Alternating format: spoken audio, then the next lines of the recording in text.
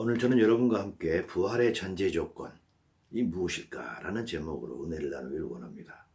그 부제목으로는 유교병을 먹이면 끊쳐지리라가 되겠습니다. 본문 말씀은 출애굽기 12장 5절에서 15절 그리고 에베소 4장 17절에서 24절이 되겠습니다. 하나님께서는 인간을 만드셨습니다. 자신의 모양과 형상대로 만드셨으며 특히 인간을 이 땅의 티끌로 만들었다고 성경에는 되어 있습니다. 그래서 하나님께서는 우리 인간이 얼마나 연약한지 다 알고 계십니다. 얼마나 깨지기 쉬운 게 우리 인간인지 다 알고 계셨던 것입니다. 인간이 언제 어떻게 타락할지 하나님을 어떻게 배신할지 미리서 알고 계셨던 것입니다. 그래서 이런 타락과 배신으로부터 어떻게 구원해야 할지 그 계획도 역시 미리서 갖고 계셨던 것입니다. 그리고 그 구원의 계획을 구약, 특히 이스라엘 민족의 역사를 통해서 우리에게 미리 알려주고 계십니다. 따라서 우리가 만약에 이 하나님의 이 구원 계획을 알고 있다면 우리는 인생에서 매우 성공한 사람이 되고 매우 참으로 복된 사람이 될 것입니다. 이 구원 계획이 곧 하나님의 지혜인 것입니다. 고린도전서 2장 7절을 통해서 사도 바울이 이야기하고 있습니다. 오직 은밀한 가운데 있는 하나님의 지혜를 말하는 것으로서 곧 감추었던 것인데 하나님이 우리의 영광을 위하여 만세전에 미리 정하셨다고 했습니다. 무엇을 위하여입니까? 우리의 영광을 위해서입니다. 우리가 하나님 나라에서 하나님과 함께 영원히 사는 것입니다. 그게 우리 영광인 것입니다. 우리 타락한 인간을 죄진 인간이 다시 하나님과 함께 영원히 살 수 있는 것, 그것이 우리의 영광입니다. 그것을 위해서 하나님께서는 자신의 계획을 세우셨던 것입니다. 하나님께서는 감추어졌던 이 계획을 성경을 통하여 우리에게 다 보여주고 계십니다. 하나님께서는 성경을 통하여 여러 가지 방법으로 자신의 구원 계획을 알려주시고 계시는데 그 중에 하나가 이스라엘의 7대 절기를 통해서 우리에게 알려주고 계십니다. 우리가 알다시피 봄절기와 가을절기로 되어 있습니다. 봄절기는 유교절, 무교절, 초실절, 오순절입니다. 그리고 가을절기는 나팔절, 속죄일 그리고 장막절 또는 초막절인 것이죠. 이 절기들은 하나님의 구원 계획을 상징하는 것입니다. 따라서 이미 이루어진 것도 있고 곧 이루어질 것도 있고 한참 지나서 이루어질 것도 있는 것입니다. 저는 오늘 맨 처음에 두 절기인 무교절과 유교절에 대해서 말씀을 나누기를 원합니다. 유월절은 무엇인가요? 우리가 다 아는 거죠. 이스라엘 민족이 애굽에서 종살이를 430년을 했습니다.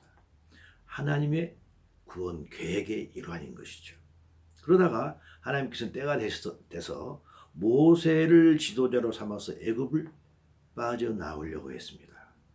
하지만 이때 애굽 왕 바로가 이 수십만이 되는 이스라엘의 종살이들, 힘이 좋은 그 히브리인들을 놓아줄 리가 없었던 것입니다.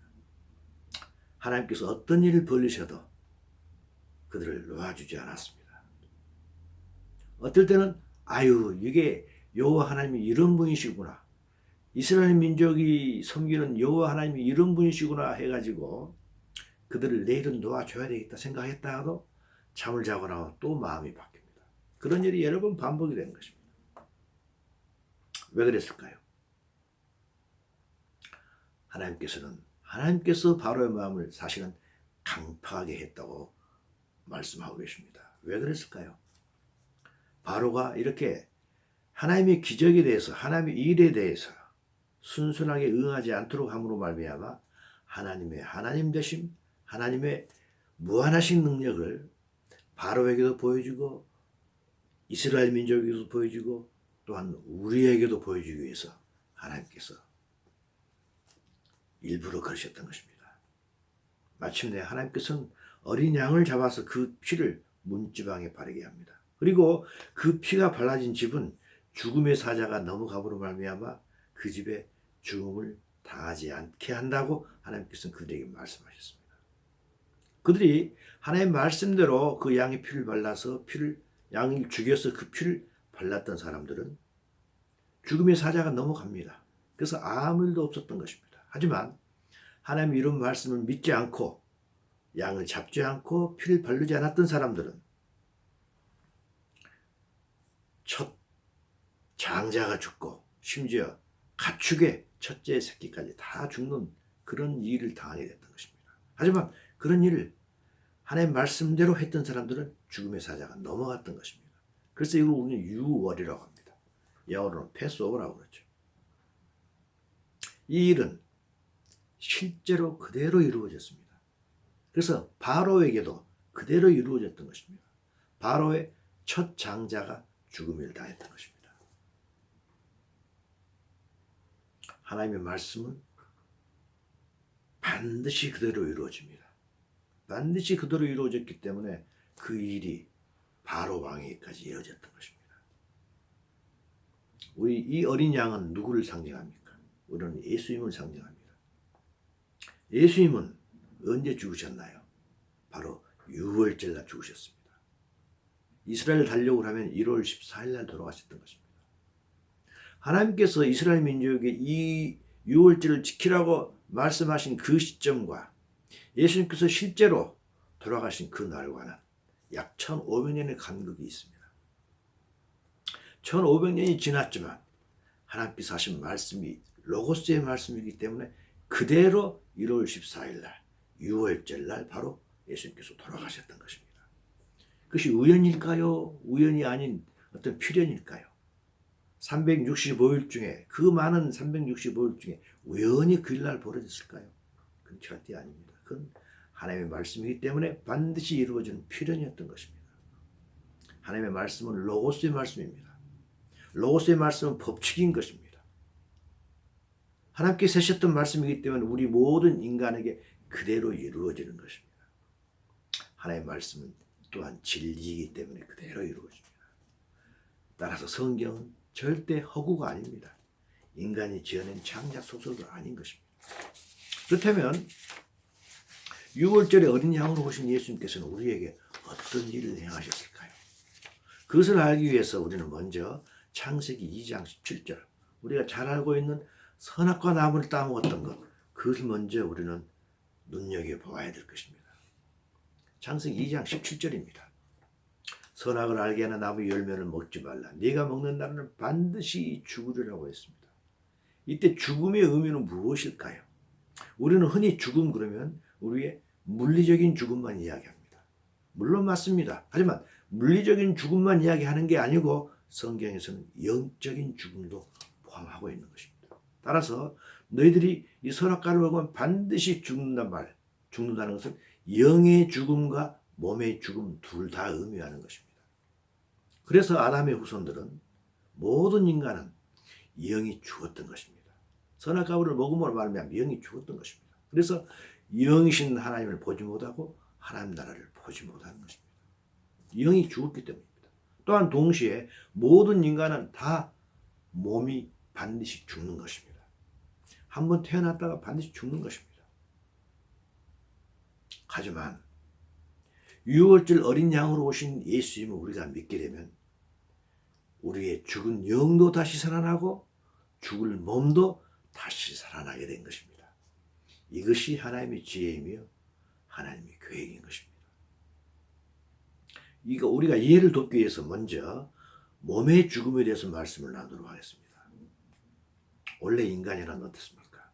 하나님의 모양과 형상으로 지어졌기 때문에 영원히 사는 존재입니다. 그러나 아담과 하와가 선악과를 먹음으로 우리 인간은 누구나 다 한 번 태어나서 태어난 이 몸으로 영원히 살 수 있는 사람은 아무도 없습니다. 왜 그렇나요? 우리가 선악과를 먹었기 때문입니다. 선악과를 먹었기 때문에 하나님께서 창세기 3장 19절을 통해서 우리에게 말씀하셨죠. 너는 흙이니 흙으로 돌아갈 것이니라 하셨던 것입니다. 창세기 3장 19절입니다.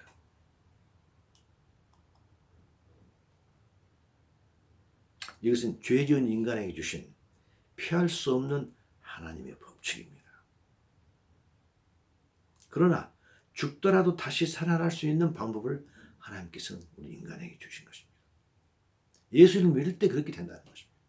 이게 유월절의 어린 양인 것입니다. 이것을 몸이 다시 사는 것을 이것을 우리는 몸의 구원, 몸의 속량 또는 부활이라고 부릅니다. 요한복음 6장 40절을 통해서 예수님께서 말씀하십니다. 아들을 보고 믿는 자마다 영생을 얻는 이것이니 마지막 날에 내가 이를 다시 살리리라 하셨습니다. 이때 다시 살린다는 것은 무엇을 이야기할까요? 몸을 이야기하고 있는 것입니다. 왜 몸을 이야기하고 있을까요? 마지막 날에라고 했습니다. 예수님 공중강림하실 때 또는 예수님 재림하실 때 그때가 마지막 날 아니겠습니까? 그때 다시 살린다는 것입니다. 우리 몸의 부활 그것을 이야기하고 있는 것입니다. 이때 이건 구체적으로 무슨 말일까요? 마지막 날에 다시 살린다는 것은 구체적으로 어떤 말일까요? 고린도전서 15장 51절에서 52절을 보게 되면 자세히 설명하고 있습니다. 보라 내가 너희에게 비밀을 말한다고 했습니다. 이때 비밀은 NIV 성경을 보면 시크리트가 아니고 미스테리입니다. 아주 미스테리한 일을 너희에게 말하겠다는 것입니다. 어느 누구도 믿을 수도 없는 정말 희한한 일, 하지만 반드시 되어질 일을 너희에게 말하겠다는 것입니다. 그것은 무엇인가요? 마지막 순간에 마지막 나팔에 순식간에 호련히 다 변화된다고 했습니다. 그러면서 나팔 소리가 나면 죽은 자들이 썩지 아니할 것으로 다시 살고 우리도 변화된다는 것입니다. 몸의 부활을 이야기하는 것입니다. 죽은 자들이 어떻게 다시 살아난다겠습니까? 썩지 아니할 것으로 다시 산다는 것입니다. 지금 이 몸으로 그대로 살아난다는 게 아닙니다. 썩지 아니할 영적인 몸. 예수님께서 부활하실 때 오셨던 그 영적인 몸. 물론 먹을 거 먹고 마실 거 다 마십니다. 하지만 또한 아무 데고 어느 때고 갈 수 있는 영적인 몸으로 다시 살아난다는 것입니다. 이것이 바로 마지막 날에 내가 다시 살린다는 몸의 부활, 몸의 구원을 이야기하고 있는 것입니다. 예수님 공중강림하실 때 우리의 죽은 몸은 다시 살아나고 아직 살아있는 자는 몸이 변화되어서 하늘로 올라가는 휴고를 이야기하고 있는 것입니다. 그래서 하나님과 함께 영원히 사는 것입니다. 그래서 아들 보고 믿는 자마다 영생을 얻는다고 한 것입니다. 그러나 예수님을 믿지 않는 자들은 어떻게 될까요? 바로 데살로니가 후서 1장 8절에서 말씀하고 계십니다. 하나님을 못 얻는 자들과 우리 주 예수의 복음에 복종하지 않는 자들에게는 형벌을 내린다고 했습니다. 무슨 말씀인가요? 그들은 예수님을 믿는 자들은 부활돼서 올라갑니다. 하지만 예수를 믿지 않는 자들은 이 땅에 남겨져서 큰 환난, 7년 환난이라는 무시무시한 고통을 당한다는 것입니다. 그러나 이것은 끝이 아닙니다. 약 1000년 후에 예수께서 백보자 심판을 하실 것입니다. 백보자 심판에서 정말 완벽한 형벌을 그들은 받게 됩니다. 예수 믿지 않는 사람들은 그런 형벌을 받게 되는 것입니다. 구체적으로 어떻게 형벌을 받을까요? 계시록 20장 13절을 보게 되면 엄청난 이야기가 나와 있습니다. 바다가 그 가운데서 죽은 자들을 내주고 사망과 음부도 그 가운데서 죽은 자들을 내주매 그것은 부활한다는 것입니다. 각 사람이 자기 행위대로 심판을 받는 것입니다. 믿지 않는 자들 7년 동안 이 땅에 남겨져서 환난을 받을 것이지만 만약에 그때 이미 죽어서 7년 환난을 받지 않는 사람들은 나중에 다시 심판을 받기 위해서 살아난다는 것입니다. 그래서 이 말씀을 요한복음 5장 29절에서는 이렇게 단순하게 설명합니다. 선한 일을 행한 자는 생명의 부활로. 선한 자는 어떤 자들인가요? 예수님을 믿는 자들입니다.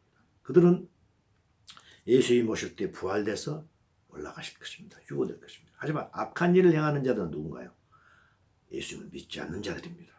하나님을 모르는 자들입니다. 그들은 예수님께서 공중강림하셔서 예수님을 믿는 자들이 부활돼서 휴거되고 올라간 후에 약 1000년이 지나서 다시 부활하게 됩니다. 다시 살아납니다. 뭐 하기 위해서? 심판받기 위해서.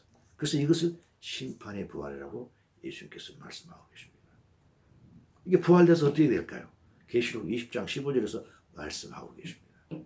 누구든지 생명책에 기록되지 못한 자는 불못에 던져지는 것입니다. 영원한 사망인 것입니다. 영원히 사는 것입니다. 영원히 살지만 불못에서 영원히 사는 것입니다. 이 말씀을 데살로니가 1장 후절, 데살로니가 후장, 데살로니가 후서 1장 9절에서 이렇게 단순하게 말씀하고 있습니다. 이런 자들은, 하나님을 모르고 예수 그리스도를 믿지 않는 자들은 주의 얼굴과 그의 힘의 영광을 떠나 영원한 멸망의 형벌을 받는 것입니다. 7년 환난만 통해서 형벌을 받는 게 아닙니다. 나중에 모두가 다 부활돼가지고 부활의 심판을 받아가지고 이제는 영원한 멸망, 계속해서 살아있지만 불못 가운데 떨어져서 영원히 사는 것입니다. 따라서 모든 사람은 누구나 다 한 번 어미로부터 태어납니다. 그럼 모두가 다 육체의 죽음을 경험합니다. 하지만 믿는 자는 다시 살아서 하나님과 함께 영생할 것입니다. 하지만 믿는 자는 어떻게, 믿지 않는 자는 어떻게 될까요? 그들 역시 부활돼서 영원히 삽니다. 하지만 꺼지지 않는 불못에서 영원히 사는 것입니다. 이것을 우리는 영벌이라고 하는 것입니다. 지금까지는 우리 몸에 대해서 이야기했습니다. 그렇다면 선악과를 먹은 후에 몸뿐 아니라 영도 죽는다고 했습니다. 영의 죽음에 대해서 이제 말씀드리길 원합니다. 인간은 영혼육으로 구성되어 있습니다. 영이란 영이신 하나님과 교제하는 기관입니다. 따라서 영이 죽는다면 하나님과 교제를 못하게 됩니다. 하나님과 분리되게 되는 것입니다. 모든 인간은 죄를 지어서 타락했던 아담의 후손이기 때문에 육체적으로 죽을 뿐만 아니라 영적으로 하나님과 분리되어서 하나님을 모른 채 계속 살아왔던 것입니다. 믿지 않는 자들은 영원히 다치고 육안으로만 살게 되는 것입니다. 그래서 에베소 4장 18절을 통해서 사도 바울은 우리에게 이런 이야기를 하고 계십니다. 그들이 총명이 어두워졌다는 것입니다. 영안이 있지 않고 영안이 닫혀버렸기 때문에 육안으로만 세상을 바라보기 때문에 그들은 총명이 어두워졌다는 것입니다. 무지해진 것입니다. 그들의 마음이 굳어진 것입니다. 그래서 그들은 하나님의 생명에서 멀리 떠나 있는 것입니다. 애당초 우리는 하나님의 모양과 형상으로 받았기 때문에 하나님의 생명으로 충만했던 게 우리였던 것입니다. 하지만 그들이 영이 죽고 난 후에는 하나님의 생명에서 멀리 떠나 있던 게 예수 믿기 전에 우리인 것입니다. 그리고 이들은 예수님을 믿지 않고 지금도 이방인으로 사는 그들인 것입니다. 그런데 예수님을 믿었던 자들은 어떻게 되나요? 죽었던 영이 다시 살아납니다. 요한복음 5장 25절에서 이 말씀을 하고 계십니다. 진실로 진실로 너희에게 이르노니 죽은 자들이 하나님의 아들의 음성을 들을 때가 오나니 곧 이때라. 듣는 자는 살아나리라. 이때 살아나는 것은 육신이 아닙니다. 몸이 아니고 영입니다. 왜 그렇습니까? 곧 이때라. 영어로 now라고 되어 있습니다. 우리들은 지금 예수님의 음성을 들으면 그리고 믿게 되면 우리의 죽었던 영이 살아나는 것입니다. 이것에 대해서 사도 바울은 에베소 2장 5절을 통해서 우리에게 다시 한번 말씀해 주고 있습니다. 에베소 2장 5절입니다. 허물로 죽은 우리를 그리스도와 함께 살리셨고 라고 했습니다. 허물로 죽은 우리는 무엇이 죽었습니까? 우리가 허물이 있어서 몸이 현재 죽어 있는 건 아니지 않습니까? 우리 영이 죽었던 것입니다. 이건 영에 대한 이야기입니다. 우리의 영이 죽었었는데, 우리의 영이 허물로 죽었었는데, 우리가 예수 그리스도를 믿음으로 말미암아 우리 죽었던 영이 다시 살아난 것입니다. 이것에 대해서 쉬운 성경에서 좀 더 구체적으로 이야기하고 있습니다. 쉬운 성경을 보겠습니다. 하나님의 뜻을 따르지 않아 영적으로 죽은 우리에게 라고 했습니다. 우리들은 하나님을 따르지 않아서 영적으로 죽었던 것입니다. 우리에게 우리가 예수를 믿음으로 말미암아 새 생명, 우리가 거듭난 것입니다. 이거 중생이라고 합니다. 그래서 이제껏 우리가 하나님 나라를 보지 못했는데 이제는 하나님 나라가 비로소 눈에 보이는 것입니다. 왜 그렇습니까? 영안이 띄었기 때문입니다. 이것에 대해서 예수님께서는 요한복음 3장 3절에서 이렇게 말씀하고 계십니다. 사람이 거듭나지 아니하면 하나님 나라를 볼 수 없느니라. 우리는 예수님을 믿기 전에는 거듭나지 않았기 때문에 하나님 나라를 보지 못했습니다. 하지만 이제는 예수를 믿기 때문에 우리의 죽었던 영이 살아나서 거듭나서 하나님 나라가 보이는 것입니다. 우리의 거듭난 것은 우리의 영인 것입니다. 그러면서 예수님께서 요한복음 3장 5절을 통해서 또한 이 말씀을 하고 계십니다. 진실로 진실로 너에게 이르노니 사람이 물과 성령으로 나지 아니하면 하나님 나라에 들어갈 수 없느니라 라고 했습니다. 이것은 무엇에 대한 이야기인가요? 우리의 혼에 대한 이야기입니다. 우리의 혼이 물과 성령으로 나지 아니하면, 트랜스포메이션 되지 아니하면 하나님 나라에 들어갈 수 없다는 것입니다. 우리 영이 살아서, 우리의 영이 살아났기 때문에 이제는 하나님 나라가 보입니다. 그 뒤는 우리의 혼이 거듭나야 되는 것입니다. 우리의 혼이 변화되어야 되는 것입니다. 변화될 때 하나님 나라에 들어갈 수 있다는 것입니다. 영이 살아난 후에 혼이 변화된다면 예수님 강림하실 때 죽은 몸이 부활되어 휴거되어서 하나님 나라에 들어가는 것입니다. 그러나 예수를 믿지 않는 자들은 영이 죽은 상태로 계속해서 육안만을 가지고 이 세상을 살아갑니다. 육안으로만 살아가기 때문에 영신 하나님을 보지 못하고 하나님 나라를 보이지 않는 것입니다. 오직 육안에 보이는 이 세상만이 전부인 것으로 착각하며 살아가는 것입니다. 그들은 육체가 죽은 후에 무덤에 있을 것 아니겠습니까? 이따가 나중에 다시 살아난다고 방금 전에 이야기했지 않습니까? 다시 살아납니다. 그래서 믿지 않는 죄에 대해서 심판을 당하게 됩니다. 이때의 심판을 우리는 백보자 심판이라고 하죠. 이 심판에 의해서 어떤 일이 벌어진가요? 요한계시록 20장 14절, 15절에서 이 말씀이 있습니다. 사망과 음부도 불못에 던져지니 이것은 둘째 사망 곧 불못이라. 누구든지 생명책에 기록되지 못한 자는 불못에 던져집니다. 둘째 사망은 무엇에 대한 이야기인가요? 둘째 사망, 죽는 것입니다. 이것은 몸에 대한 게 아닙니다. 몸은 영원히 믿지 않는 자라도 영원히 삽니다. 둘째 사망이라는 것은 영의 사망을 이야기하고 있는 것입니다. 예수님을 믿지 않는 자들은 영이 사망되어서 하나님 나라를 보지 못했습니다. 예수님을 믿는 자들은 영이 살아납니다. 하지만 예수님을 계속해서 믿지 않는 자들은 결국에는 영이 다시 한번 온전하게 죽어버리는 것입니다. 그래서 둘째 사망이라고 하는 것입니다. 그래서 이런 자들은 영원히 하나님과 멀리 떨어진 채로 몸은 영원히 살지만 영은 영원히 하나님과 떨어진 채로 살게 되는 것입니다. 더 이상의 어떤 구원의 방법이 없는 것입니다.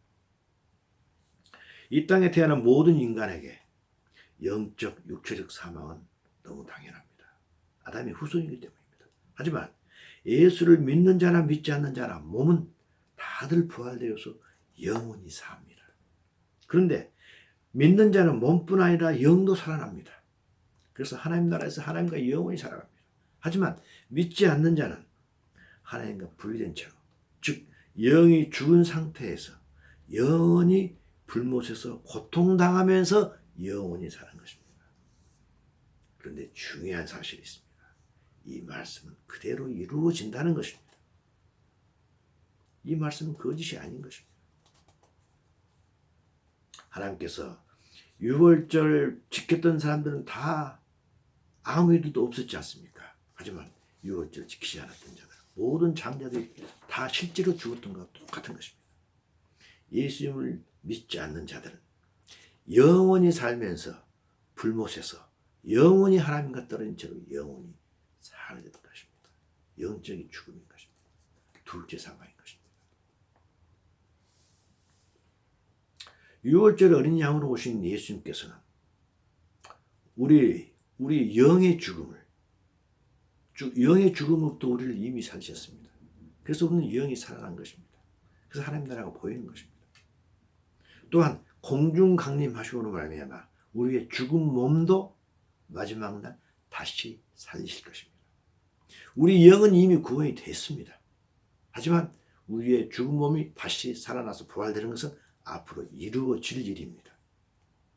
여기에는 중요한 전제가 달려 있습니다.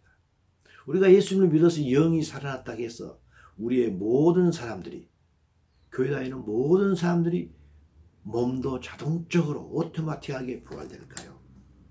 그럴까요? 그렇지 않습니다. 여기는 중요한 전제 조건이 있는 것입니다. 그래서 오늘 제목이 그렇지 않습니까? 부활의 전제 조건이 무엇인가? 그것은 무엇인가요? 바로 무교절인 것입니다. 유월절을 지난 후에는 반드시 무교병을 먹는 무교절을 지나야 됐던 것입니다. 유월절을 주신 하나님께서는 우리에게 곧바로 무교절을 주셨습니다. 무교병에는 무엇인가요? 바로 누룩이 없는 빵을 말합니다. 출애굽기 12장 15절을 통해서 하나님께서 이 말씀하십니다. 너희는 이래 동안 무교병을 먹을지 그 첫날에 누룩을 너희 집에서 제하라. 무릇 첫날부터 일곱째 날까지 유교병을 먹는 자는 이스라엘에서 끊어진다고 했습니다.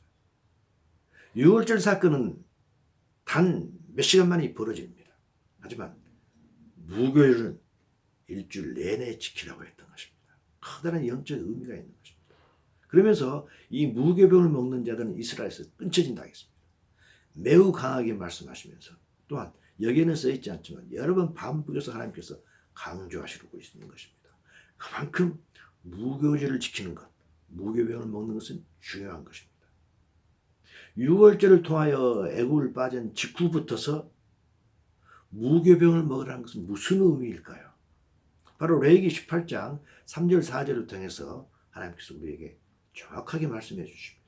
너희는 너희가 거주하던 애굽 땅의 풍속을 따르지 말라는 것입니다. 그게 무교병을 먹는 것입니다. 그들의 풍속을 따르지 말고 대신에 너희는 내 법도를 따르며 내 규례를 지켜서 그대로 행하라는 것입니다. 우리에게 적용한다면 무슨 말인가요? 우리가 예수님을 알기 전에 가졌던 세상적 습관과 가치관을 버리라는 말씀입니다. 애굽을 나와서 여호와 하나님을 따라서 가나안 땅을 향해서 간다 하면서도 과거에 살았던 그 가나안 땅의 풍속을 여전히 생각한다면 그것은 불법인 것입니다. 몸만 하나님을 따른다고 했지 마음은 다른 곳에 있기 때문입니다. 이것은 마치 우리가 결혼한 후에도 결혼 전에 사귀었던 사람과 다시 만나는 것과 똑같은 것입니다. 그래서 하나님께는 말씀하십니다. 레위기 18장 5절을 통해서 너희는 내 규례와 법도를 지키라고 했던 것입니다. 과거에 있었던 애굽의 풍속을 따르지 말라는 것입니다. 사람이 이것을 행하면 그로 말미암아 산다고 했던 것입니다. 이 말씀을 그대로 우리에게 적용하고 계십니다. 예수님께서 마태복음 16장 24절입니다. 거기에서 우리에게 말씀하십니다. 마태복음 16장은 예수님께서 이 땅에 교회를 세우겠다고 말씀하십니다. 그러고 나서 16장 24절에서 이 말씀하시는 것입니다. 제자들에게 이르시되 누구든지 나를 따라오려거든 자기를 부인하고 자기 십자가를 지고 나를 따르라 했던 것입니다. 마치 이스라엘 민족에게 너희들이 나를 따르고 애굽 풍속을 버리라 했던 것하고 똑같은 것입니다. 근데 그때 말씀하십니다. 그냥 따르기만 하는 게 아니라는 것입니다. 따르는 것은 좋지만 따르는 것이 좋은 결과를 내기 위해서 해야 할 것이 있다는 것입니다. 너는 나를 따르기만 해. 그럼 나머지는 내가 모두 다 내가 다 해줄게. 아닌 것입니다. 우리가 해야 될 몫이 있다는 것입니다. 그것이 바로 나가 자기 십자가는 자기가 지라는 것입니다. 그래서 이것에 대해서 예수님께서 좀 더 세밀하게 말씀하십니다. 바로 다음 절에 있는 이야기입니다.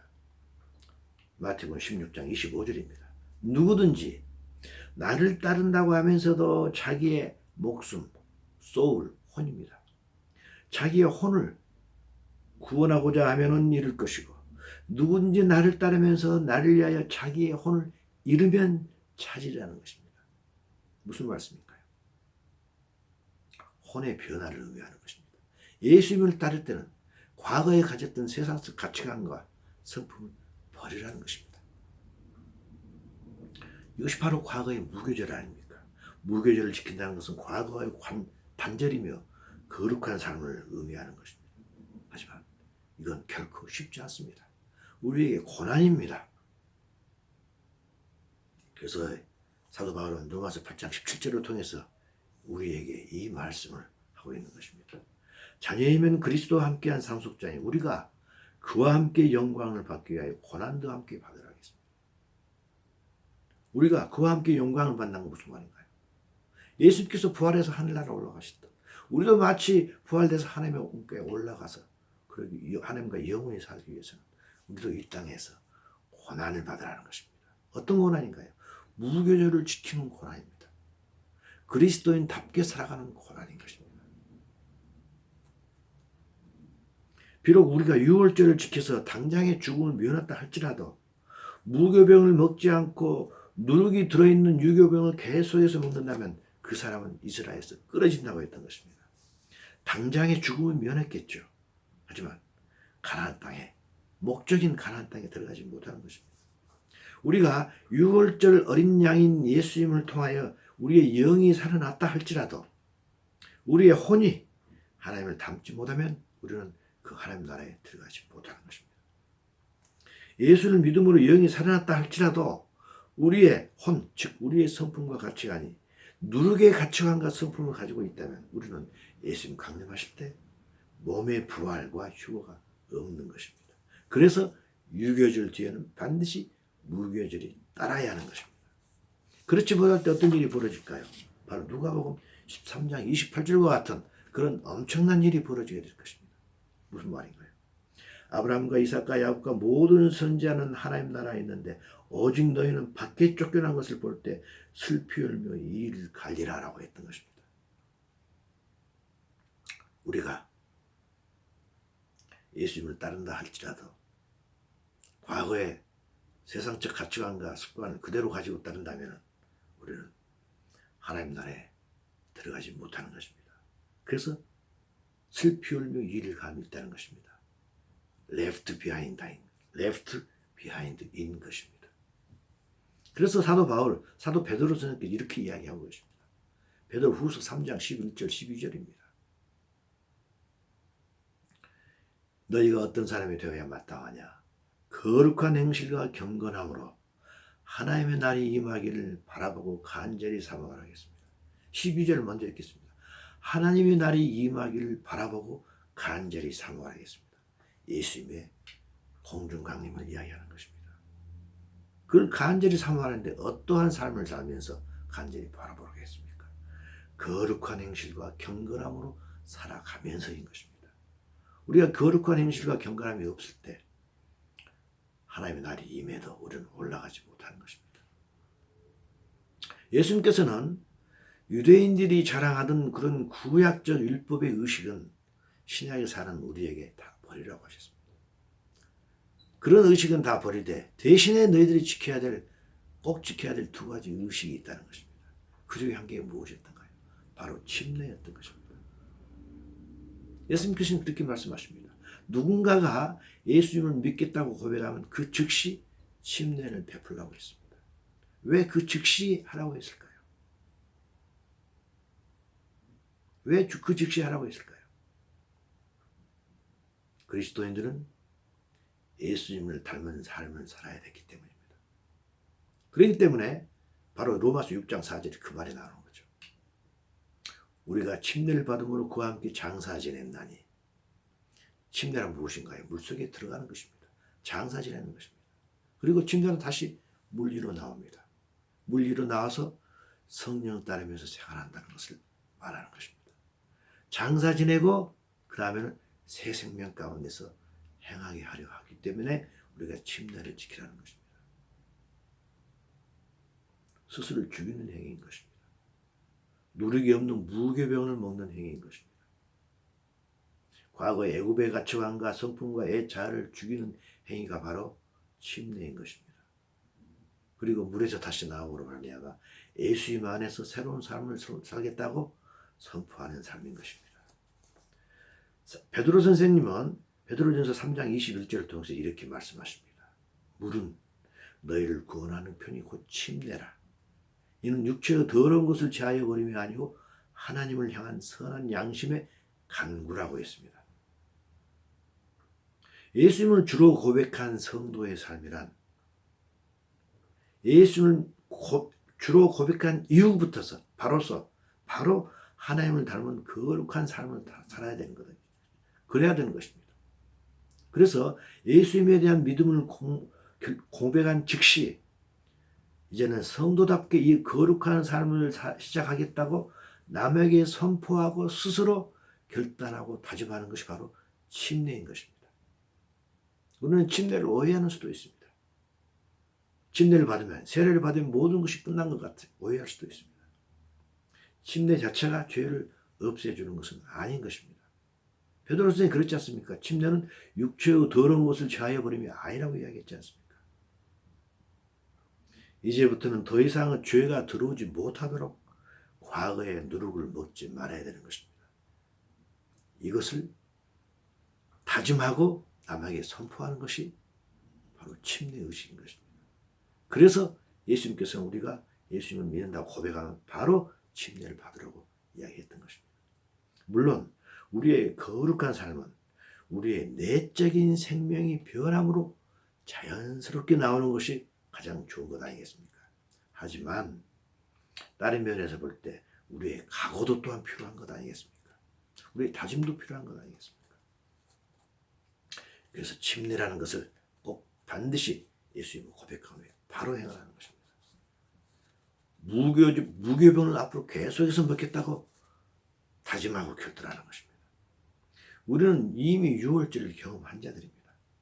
이제 우리에게 남은 것은 매일매일 무교절을 지키는 것입니다. 누룩이 없는 삶, 혼이 변화된 삶을 사는 것입니다. 이럴 때 우리는 예수님의 강림을 담대하게 기다릴 것입니다. 그래서 베드로는 우리에게 이런 이야기를 합니다. 베드로전서 1장 9절입니다. 믿음의 결국, 믿음의 목적이 무엇인가? 곧 영혼의 구원을 받는 것이라고 했습니다. 영혼이라고 되어 있는데 영어로 보면 soul입니다. 혼의 구원을 받는 것이 우리의 믿음의 목적이라는 것입니다. 이것을 제가 다른 버전을 올려놨습니다. 바로 흥정역 성경입니다. 흥정역에서 그 말이 나와 있죠. 너희 믿음의 결말, 너희 믿음의 마지막, 믿음의 goal, 곧 너희 혼의 구원이라고 거기는 번역이 되어 있습니다. 혼의 성화를 이야기하는 것이죠. 혼의 성화가 곧 우리가 무교병을 먹는 거 아니겠습니까? 결론을 내도록 하겠습니다. 우리는 예수를 믿음으로 말미암아 우리에게 죽었던 영이 다시 살아났습니다. 중생입니다. 이것은 우리의 구원의 시작입니다. 우리 예수님께서 오실 때 우리의 몸까지도 부활되어야 됩니다. 이 구원의 완성입니다. 이 몸의 부활, 구원의 완성을 위해서는 우리의 혼이 하나님의 그것을 닮아야 될 것입니다. 혼의 구원은 우리의 영의 구원과 몸의 구원, 즉 몸의 부활 사이에 끼어 있습니다. 영이 거듭난 우리에게 혼의 성화는 몸이 부활되는 몸의 구원의 열쇠입니다. 키인 것입니다. 그것이 있을 때 우리 몸이 부활되는 것입니다. 우리는 이미 영이 구원된 자입니다. 하나님께서 영이 구원된 우리를 이 땅에 남겨두신 그 목적이 무엇일까요? 그것은 우리의 혼, 즉 우리의 성품과 가치관이 하나님의 닮아간 그 기회를 더 주시는 것입니다. 그리스도인의 이 땅의 삶의 목적이 무엇이 되어야 될까요? 바로 베드로후서를 통해서 베드로후서 1장 4절에서 우리는 그 답을 찾을 수 있습니다. 우리는 하나님의 신성한 성품에 참여하는 것입니다. 그게 우리의 삶의 목적이고 하나님께서 우리가 신성한 삶에 참여할 수 있도록 매일매일 우리에게 그 기회를 주고 계시는 것입니다.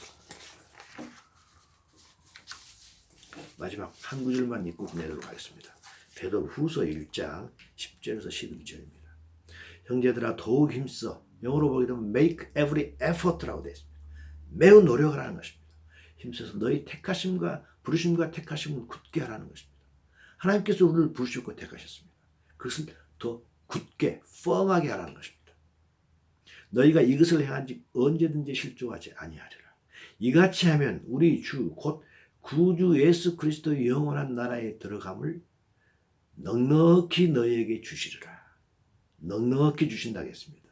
영어로 보게 되면 rich and come into the eternal kingdom입니다. 하나님의 나라에 들어간 것은 리치하게 웰컴을 당한다는 것입니다. 우리 모두가 혼이 변화되어서 하나님의 성품을 닮아가는 우리 모두가 되어서 예수님 공중 강림하실 때 모두 부활되고 휴거되는 그런 참된 복된 자가 되기를 간절히 소망합니다.